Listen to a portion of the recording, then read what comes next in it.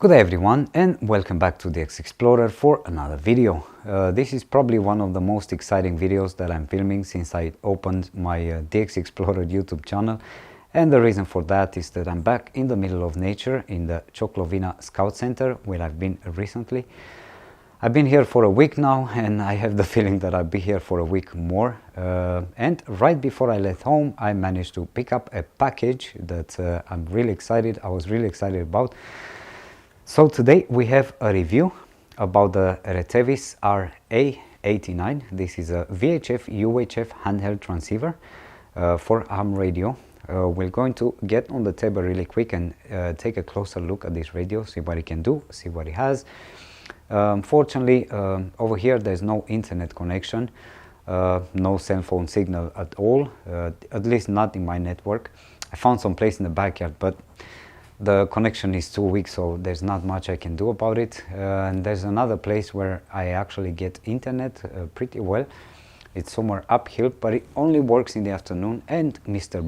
Bear started to walk around these past few days, and honestly I don't really feel like getting face to face with the bear, so probably I'll have to find a different solution. And also that's the reason why I don't know where I'm going to be able to actually post this video.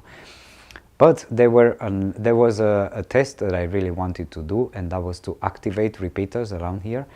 But without internet connection, I have no information about the repeaters in here, and I cannot program the radio for the frequencies. So probably we'll end up making another video once I get home. And those are pears falling down from the tree. Another test that I really like doing, it's doing satellite QSOs using the transceiver, and sadly my Yagi antenna is at home. I wanted to bring it and leave it here in the Choclovina Scout Center and build another one for home. Fortunately, I had too much luggage to carry when I got here, so probably I'll bring it here next time. But anyway, let's get really quick on the table, take a closer look, and we'll see if we like this handheld transceiver or we don't like it. I have the feeling that we will. Before we get on the table, here we have Happy, Bucurie. He's sleeping. So talking about the bear, people on the other side of the hill are yelling and they're launching some sort of firecrackers, and I have a feeling that the bear is on the other side of the hill. Anyway, let's take a closer look at the package, which I was really excited to receive. First of all, you have the manual, and I very much recommend you to read it, because you're probably going to discover a bunch of things that you'll not be able to discover on your own, and I'll have to do the same. I did not have the time so far, but I have an issue. We'll talk about it a little bit later on when we get to the programming part, but probably I will find out about that issue by reading the manual. Obviously, we have the handheld transceiver as well, with the antenna, with an external battery, with the battery clip. The battery, let me take it out, is 2500 milliamps, 7.4 volts. And here on the back, I'm not sure if I can take it out, it's like a little piece of rubber. And if the camera will focus, you have a USB-C charging port for the battery. So basically you can charge the battery straight away with the cable. You don't really need the dash charger. Let me put this rubber back and put the battery back as well. I like that it clips very secure. Now another thing that we have, it's the actual desk charger, also with the USB-C port. You have the USB-C cable that you're going to use. One thing that it doesn't come with is the USB charger, but probably we all have one of these, so I think it makes sense, because otherwise we'll end up with a bag full of chargers. So we'll leave this one away, but yeah, I haven't got to check the product page, but probably you'll need one. And we have a dog coming to visit the friend, the other dog. Over here we also have this programming cable. I have one more from Retevis, so probably I'll keep that one at home, and I'll leave this one here in the Choclovina Scout Center. and we'll have this this one as well. I never used them, but it's good to have one. So anyway, let's get a closer look at the radio really quick. Let me turn it on. I get some interferences. This is the simplex channel. I'll have to play around with it, see what we have. And the dogs are running around me, so I'll stop here and come back with the rest of the video in just a little bit. So the radio looks great. It's really nicely built. It feels good in my hand, and seems like a tough build. So it's probably going to last a long time. Let me see if I can come closer. I don't have the polarizing filter on my on my lens, so I hope you can actually see something. You have the battery level, dual watch. It lets you know that you're on the dual watch function. It shows you the power level. Of course, the one thing that I like is because I can actually use proper names for the whatever frequencies that I'm programming into the radio. So it's not like short codes, and then after that later on I have to try to remember what exactly I programmed into the radio. So it's a good. I like the display. Of course, the keyboard. Here on the side we have the microphone input and headphones. I tested this one in the with some external microphones, external microphone speaker, and it works. Over here you have the PTT button. You have two more other buttons that you can program. We'll talk about that when we get to the programming part. I'm using one for the torch, the other one for the FM radio. That's when you do like a short press. If you do a long press, is the second function, so you can program that using the CHIRP software. Talking about the issue that I had with this one, and maybe someone who has it can help me out to figure out this, so I don't have to read the manual. If I go into the menu, let me see if I can come a little bit closer. I go into the menu and I go to the frequency step, which is somewhere, I think it was menu 27. Let me see, 28, 27, yeah. So right now I have the step, it's frequency,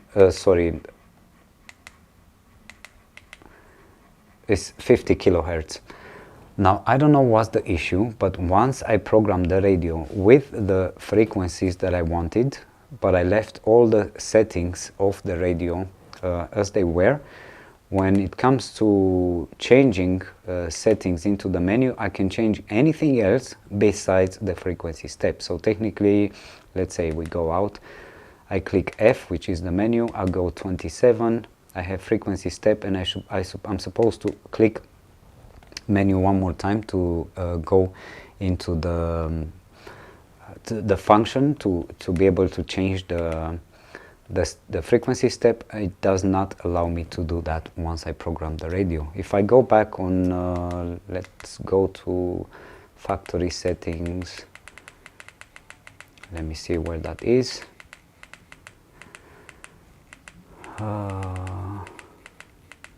Maybe I just reset. Let's go reset all. Enter. And now if I go Menu. 27 and I click menu one more time, it lets me actually change the frequency step. And usually I'm always on 2.5 kilohertz. So Enter. this way it works. Escape. But as soon as I program the radio using the CHIRP software, even though I actually set up the radio on the, like talking about settings, I do everything right at the beginning into the radio, then I'm copying the file on the CHIRP software, and after that I'm inserting all the frequencies that I want, I'm loading the file back onto the radio, and when I come back to menu 27, it won't let me change the frequency step. And usually it's always changing it to 10 kilohertz, the frequency step. So it might be from the CHIRP software, or maybe it's because I didn't update the CHIRP software because I don't have internet here. or there's something that I have to do into the radio. So I don't know, maybe one of you who has it can help me out. You can leave a comment down below. I'll very much appreciate that. If not, I guess I'll have no choice but read the instruction manual. But other than this, everything else works fine, and I'm really happy. We'll do a quick test on the sound in just a little bit, and after that we'll take a closer look on the antenna on the Nano VNA, which I really hope that I have into my luggage. I will leave my microphone, the wireless microphone, somewhere close by to the radio, and I'll go a little bit further with another radio so we can do a really quick sound check, and you get to hear the way it sounds. Testing, testing, testing. This is Yankee Oscar 6 Delta X-Ray Echo, testing the Retevis RA89. Okay, so we're in luck. I found the Nano VNA. We'll do a quick test on the antenna, and I have the dog over here. What? Wanna be in the video? Wanna be in the video? So yeah, let's put it together really quick and do an antenna test to see how well it resonates both on VHF and UHF. Now, I don't know how well you're able to see this. Basically, I calibrated the Nano VNA for the 2 meters band. So it resonates pretty well. Of course, remember what I'm always saying in my videos, I don't have a proper rig to check the SWR of the antenna, but just on the interest if it resonates on the proper frequency or not. So it does resonate. I have the SWR around 1.4 to 1 at this point, and the impedance is somewhere around 35 ohms. But again, as I'm always saying, it's not the proper way to check the SWR the way I do it. I'm just curious if the antenna resonates on the frequency of interest. So yeah, it does resonate on the 2 meters band pretty well. It's right somewhere around 145 megahertz, 145.6, maybe a little bit higher, 146. But anyway, probably once I put it on the radio, it will change a little bit. So anyway, it's okay. Let's do the same thing on the 70 centimeters band. Now on the 70 centimeters band, probably it's just the way I'm measuring. It might not show me the exact proper measurement, but it does resonate on the 70 centimeters band. Only that my Nano VNA shows me that it's somewhere a little bit over 440 megahertz. But again, with the setup that I have, I don't know how much I can trust these measurements. But at least I know that it does resonate on the right frequency. As I was talking about some older video, when it comes to testing this sort of antennas, I really need to make myself a proper rig that I can do some really fancy measurements that I can actually trust. But as far as I'm concerned about if the antenna actually resonates on the right frequency, I'm good, I'm happy. So the antenna seems to be fine, at least from my point of view. So when it comes to programming the radio, we're connecting the programming cable over here on the side where the microphone and the speaker should go, and we turn the radio all the way up with the volume, and we're ready to go. Now we can just open the CHIRP software and start to program this radio.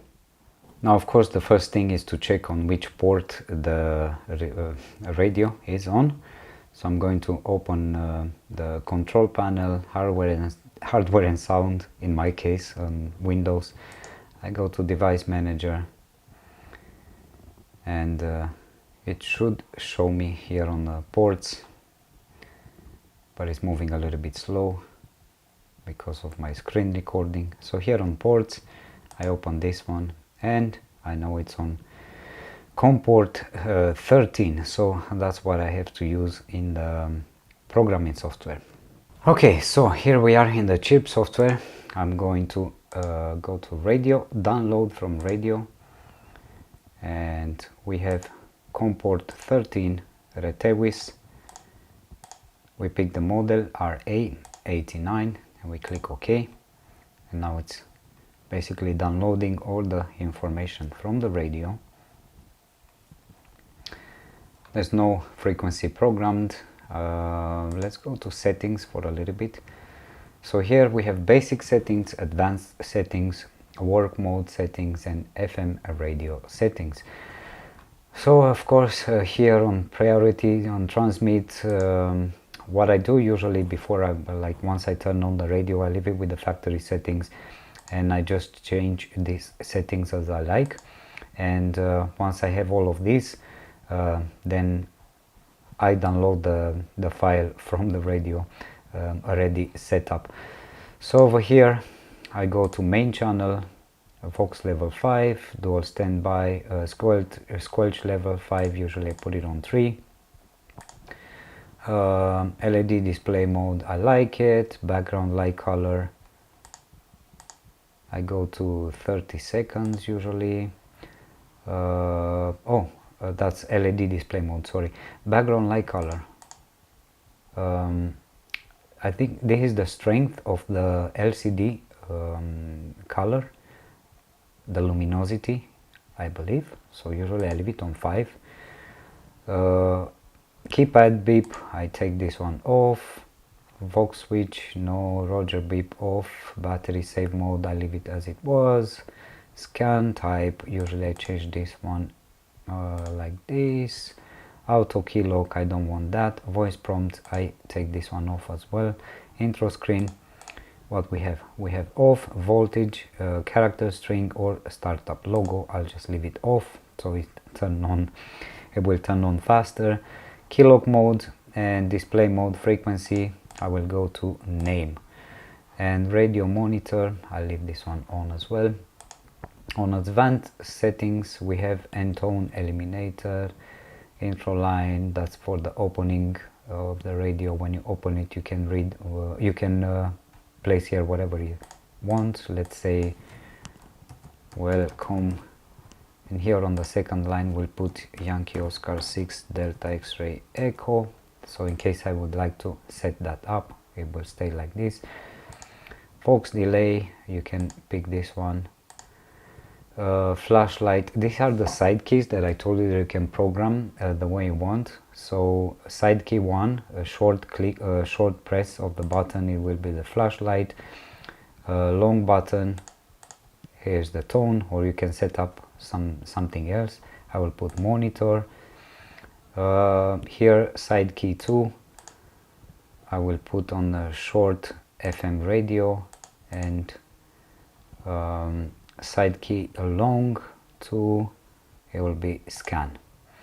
So this is the way I like to set it up. Work mode settings, again frequency, I will go channel. This is when you turn it on, basically on what channel it would be. AB select, I will go on A.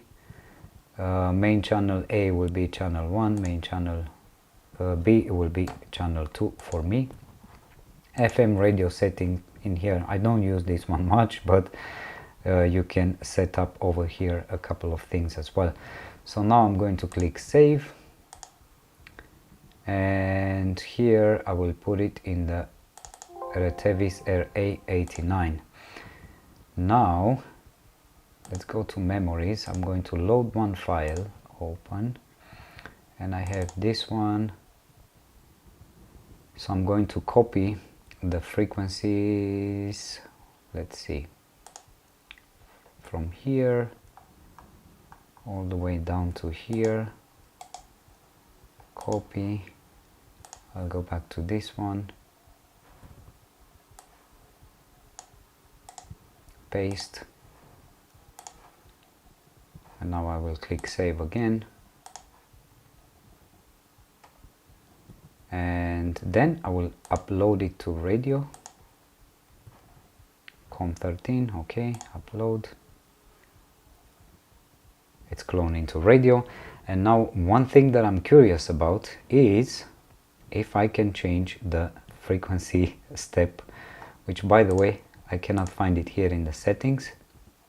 It would be nice, but this is maybe just because I didn't update it, the CHIRP software, or who knows, maybe. I think Retevis should have programming software on their own, if I remember well from the time when I was playing around with the GMRS transceivers. So yeah, right now I cannot check that because I don't have internet, and I would like to go to the Retevis website, but I think that's what I remember. And maybe with that one you have more settings available. But anyway, now let's take a closer look at the radio and see if we can actually change the frequency step after I programmed the transceiver. So I made the screen a little bit darker, hopefully you get to see it. So we're going into a menu, 27, and here we have the frequency step. If I click on this one, it should take me to the frequency step, but it doesn't. It goes back to the channel mode. So I'll do it one more time. Menu, 27, frequency step. I click menu again. The arrow should go down to the frequency step and allow me to change it, but that doesn't work. So that's the only issue that I couldn't figure out until now. Hopefully after I read the manual, or maybe thanks to your comments, I might be able to figure that out and see what's wrong and how I can fix that little issue. But that's it. This is it on the programming side of the radio. Well, I guess that's it for today. I hope you like this transceiver as much as I do, as I'm always saying about the Retevis products, because if you remember in the past videos I used to have some GMRS transceivers that I ended up making a giveaway with. I was always impressed about the build quality and the sound. I'm happy with the sound and everything else. So yeah, hopefully you like it as much as I do. Definitely I would recommend it. You know me pretty well. If I'm not happy with the product, I will not even make the review. So since you're watching this one, definitely you know that I really like it. I don't like recommending the products just because, you know, I got a product for free from somebody and say, hey, you know, this is good. If I don't like it, no, definitely I'm not going to post the review. I'm just going to write to the company that sent me the product and say, this is wrong, this is wrong, this is wrong. I'm not going to make a review. So yeah, since you're watching it, I'm definitely happy with this one. I'm pretty sure that this transceiver will end up staying here in Cioclovina. I will take it home for now, just to continue making one more video on this one, a little bit more testing. I would like to do a power test and harmonic suppression test, but again, I don't have my camper, which is my office, here with me. So that's where I have all the measurement equipment. Now I also received tiny SA. I just have to buy an attenuator in order to be able to make measurements on this transceiver at full power, because that's the intention that I have. And we'll check the harmonic suppression. We'll also do a power test, and again, as I was saying, we'll do a test on activating repeaters and some satellite QSOs. But definitely I'm going to bring my satellite Yagi antenna and keep it here in Cioclovina, as well as this transceiver will come back here and stay here, so I'm able to do some nice satellite QSOs while I'm here in the camp. Maybe the pass will be very short, just because I'm surrounded by mountains, so I won't have so much time available to during a pass of the satellites as I have at home. But who cares? It will be fun anyway, and promote the amateur radio hobby for the kids. Maybe they get excited about it and they'll get a license, and we get some more young generation into the hobby. That would be beautiful.